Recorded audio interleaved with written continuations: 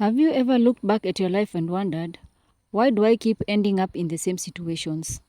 Different people, different jobs, different cities.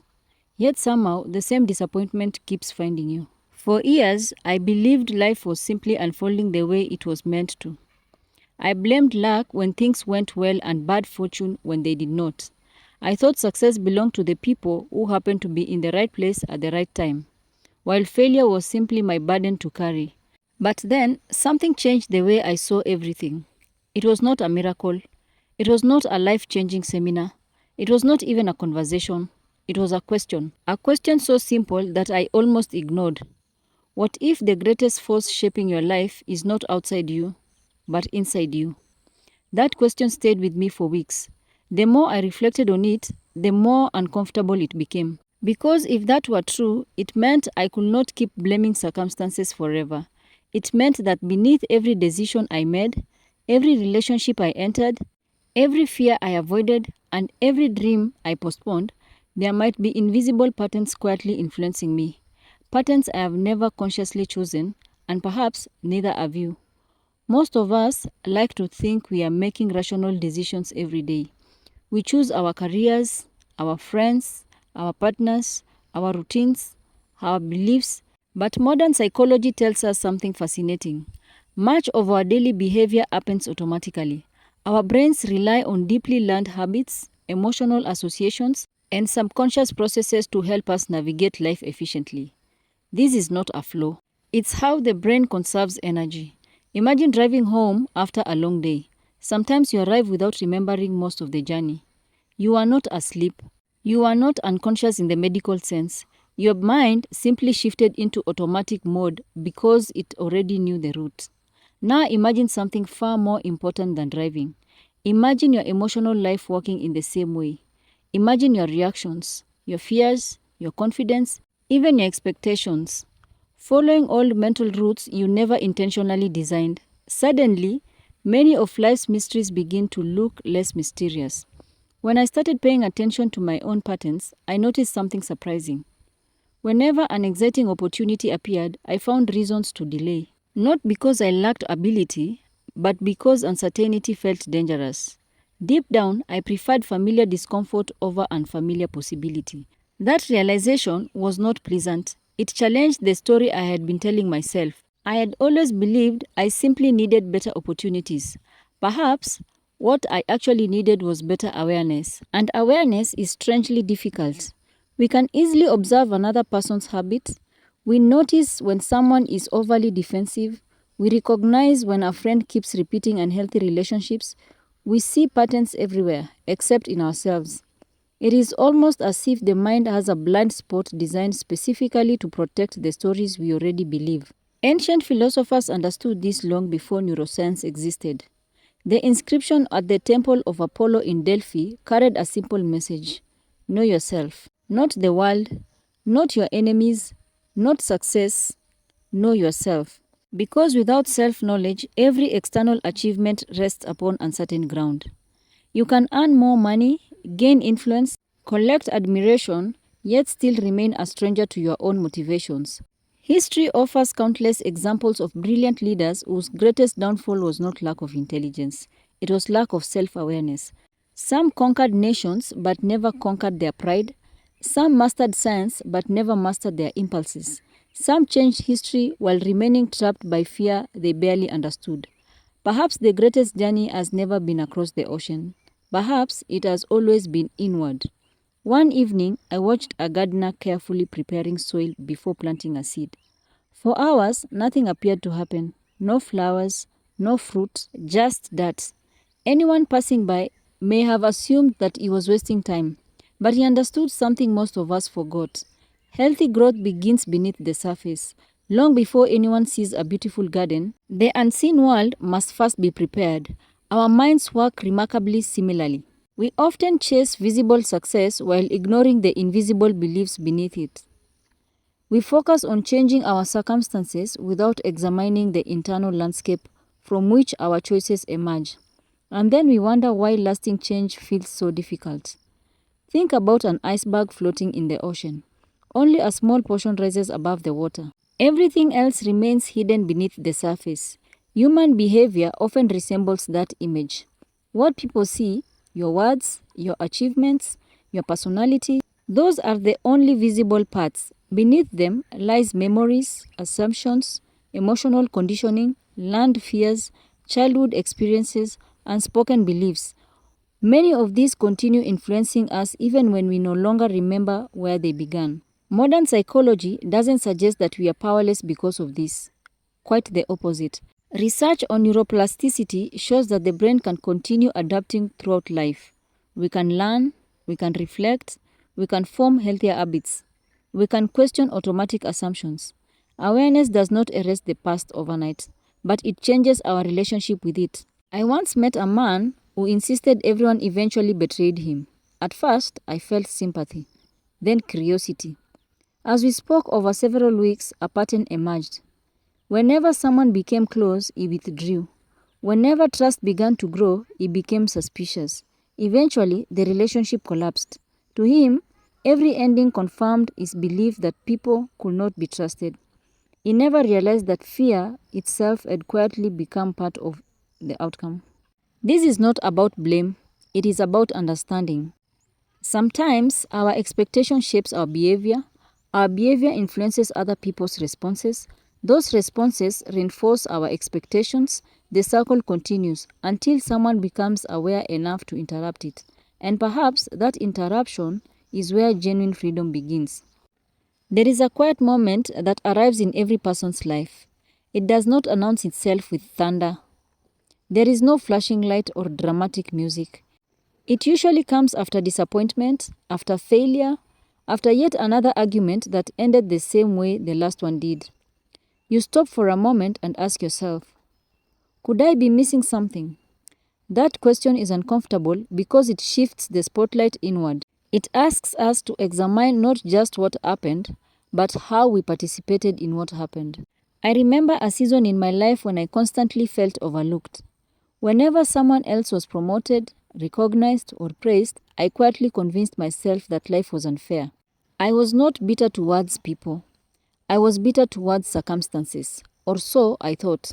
Then one day, someone I deeply respected said something that stayed with me. People don't only notice what you can do, they notice what you're willing to show. At first, I dismissed it. But later, I realized I had spent years waiting to be discovered while hiding from opportunities that required me to be seen. Every time I had a chance to speak, I stayed silent. Every time I could have shared an idea, I convinced myself someone else was more qualified. The world was not ignoring me. I had been quietly disappearing from it. That realization was painful, but it was also liberating. Because if I had unknowingly created part of the problem, perhaps I could consciously become part of the solution. This is one of the greatest gifts of self-awareness. It does not leave us trapped in guilt. It opens the door to responsibility, and responsibility is often misunderstood. Many people hear that word and think of blame. But responsibility simply means recognizing that while we cannot control everything that happens to us, we can influence how we understand it, how we respond, and who we can become because of it. That is where genuine freedom begins. Think of your mind as a house you've lived in your entire life. Every room holds memory. Some are filled with light and warmth. Others have been locked for years because they contain pain, fear, regret, or disappointment. Most of us decorate the rooms we like and pretend the locked doors doesn't exist. But the hidden rooms don't disappear. They continue affecting the atmosphere of the entire house. Sometimes they appear as unexplained anxiety, sometimes as anger that seems far larger than the situation deserves, sometimes as the quiet voice that whispers, "You're not enough." The goal is not to destroy those rooms. The goal is to enter them with honesty, to ask, what happened here? What did I learn? Does this lesson still serve me today? Many of the beliefs we carry were formed when we were too young to question them. A child who is constantly criticized may grow into an adult who believes perfection is the price of love. Someone who experienced betrayal may unconsciously expect betrayal everywhere.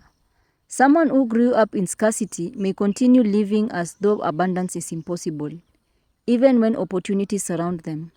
These patterns are not signs of weakness. They are signs that the mind remembers. The beautiful thing is that it can also learn something new. Neuroscience has shown that our brain remains capable of change throughout much of our lives. New experiences, repeated habits, focused attention, and intentional practices can strengthen new neural pathways, while older patterns become less dominant over time. Change does not happen because we wish for it. It happens because we repeatedly practice it. Imagine walking through a forest. The first time you choose a new path, you have to push aside branches and step over rocks. It's difficult. The older trail is smooth because you've walked it hundreds of times. But if you keep returning to the new path, eventually it becomes the easier one to follow. Our thoughts work much the same way. Every compassionate response instead of anger, every courageous step instead of avoidance, every honest conversation instead of silent resentment is another walk along a healthier path. Little by little, what once felt unnatural begins to feel familiar. But awareness alone is not enough. Knowing your habits is valuable. Changing them is transformational. So where do we begin? Not with dramatic reinventions. Not with trying to become a completely different person overnight.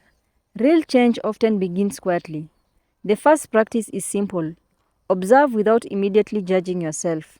Spend a few minutes each evening asking, what emotions showed up most strongly today? When did I feel most alive? When did I become defensive? You're not collecting evidence against yourself. You're becoming a student of your own mind. The second practice is to question the stories you automatically believe. When you catch yourself thinking, I'll probably fail, pause, ask, what evidence supports this? What evidence challenges it? Often, you will discover that your certainty is built on old assumptions rather than present reality. The third practice is intentional stillness.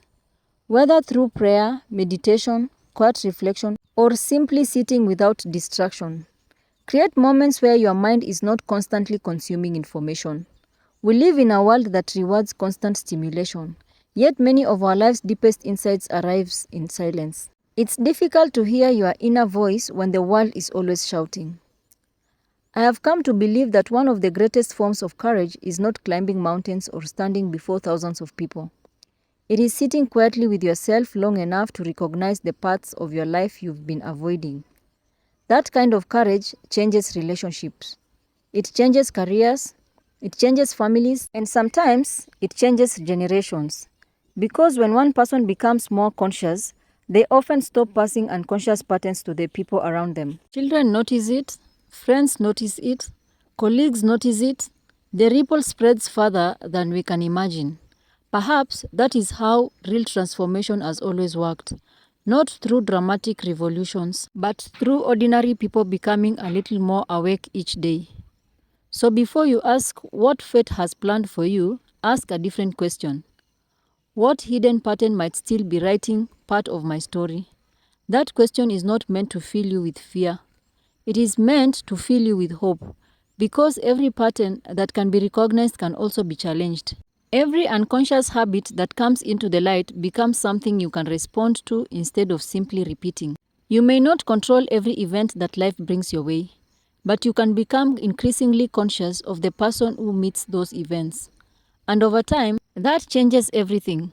Not because life suddenly becomes easier, but because you begin living it with open eyes instead of automatic reactions. Perhaps true freedom has never meant controlling the world. Perhaps it has always meant learning to understand ourselves. Thank you for joining me on this journey of reflection. I'd genuinely love to hear your thoughts. Have you ever discovered a hidden belief or habit that quietly shaped your life until you finally became aware of it? Share your experience in the comments. Your story may encourage someone else who is on a similar path. If you found value in this conversation, please consider giving this video a like, sharing it with someone who might need it, and subscribing to Novara Wisdom Gems for more exploration into philosophy, psychology, consciousness, spirituality, historical wisdom, and the timeless ideas that help us better understand ourselves and the world around us. If these conversations inspire you and you would like to help us continue creating thoughtful content inspiring psychology, philosophy, spirituality, consciousness, historical wisdom, and the mysteries of our universe, please consider supporting the channel through the links in the description. Your support helps us invest in better research, better production, and reach more people around the world. Until our next journey together, remember this. The greatest discoveries are not always found by exploring the world. They are often found by exploring the mind that experiences it. See you in the next episode.